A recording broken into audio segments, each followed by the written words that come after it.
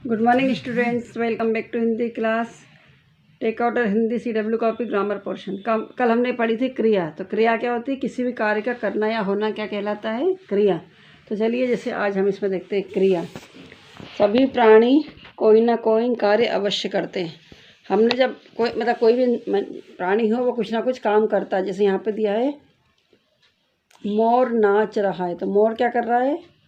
नाच रहा है। तो नाच रहा है मतलब ये कुछ काम कर रहा है। तो कुछ काम कर रहा है मतलब ये क्या होगी? क्रिया।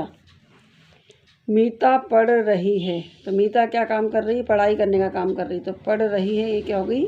क्रिया। सुनील खा रहा है, सुनील क्या कर रहा है? खाना खाने का काम कर रहा है। तो खा रहा है, ये होगी क्रिया।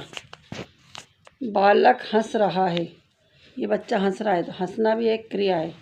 हमने से आपको बताया था किसी भी कार्य में करना या होना क्रिया कहलाता। हंसना, गाना, नाचना, खेलना, कूदना, ये सब क्रिया होती है। तो ये ऊपर वाक्यों में जो मोटे शब्द से पता चलता है कि मोर, मीता, सुनील और बालक कुछ ना कुछ कार्य कर रहे हैं। जैसे मोर नाच रहा है, मीता पढ़ रही है, सुनील खाना खा रहा है और बालक हंस रहा है। तो सभी कोई ना कोई कार्य कर रहे हैं। तो मोर क्या काम कर रहा है? नाचने का। मीता काम कर रही है पढ़ने का। सुनील काम कर रहा है खाना खाने का और बालक काम कर रहा है हंसने का।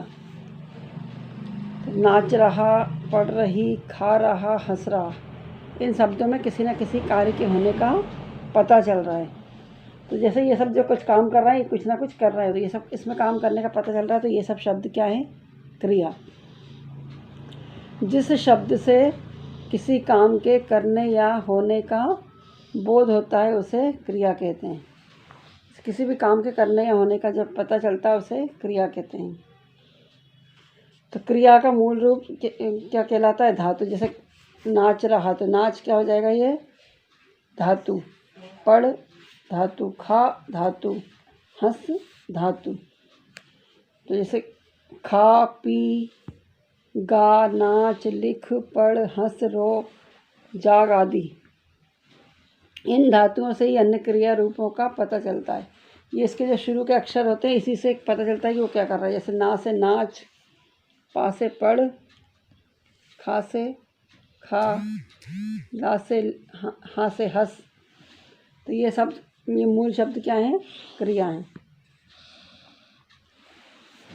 इन धातुओं से ही अन्य क्रिया रूपों की रचना होती है। जैसे खा से क्या बनता है? खाना।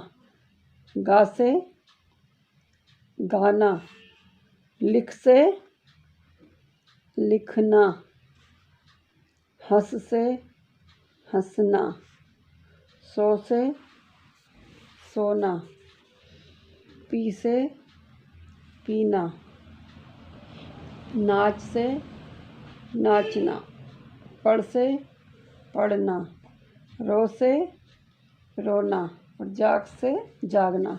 इन अक्षरों से ही आगे का मूल क्रिया बनती है। अब कुछ क्रियाएं क्या होती हैं? अपने आप होती हैं। जैसे सूरज पूरब से निकलता है, तो सूरज हमेशा पूरब से निकलता ही है, इसको कोई निकालता नहीं है, ये अपने आप होता है ये काम। वर्षा हो रही, वर्षा भी अपने आप होती है। नदी बहती है, तो नदी भी अपने आप बहती है। तो इन वाक्यों में प्रयुक्त निकलता है, हो रही है और बहती है, ये क्या है? अपने आप होने वाली क्रियाएं हैं। क्रिया के भेद। क्रिया के कितने भेद होते हैं? 2, सकर्मक और अकर्मक। जो क्रिया काम के साथ होती है उसको सकर्मक कहते हैं। जैसे राधिका आम खा रही है। आम किसके द्वारा खाया जा रहा है? राधिका के द्वारा। तो राधिका क्या है?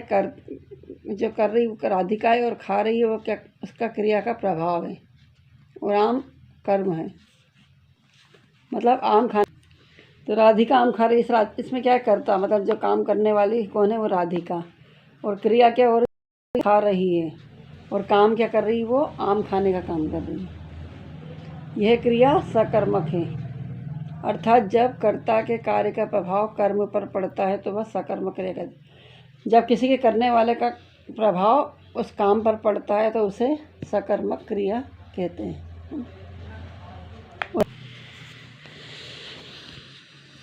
तो सकर्मक क्या होती है? जो किसी के द्वारा जो काम किया जाता है।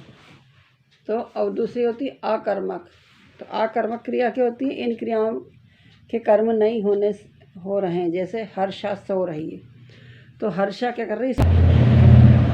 अब जैसे इसमें दिया है हर्षा सो रही है, अब इसमें ये नहीं बताया कि हर्षा ज़मीन पर सो रही, कि पलंग पर सो रही, गद्दे पे सो रही।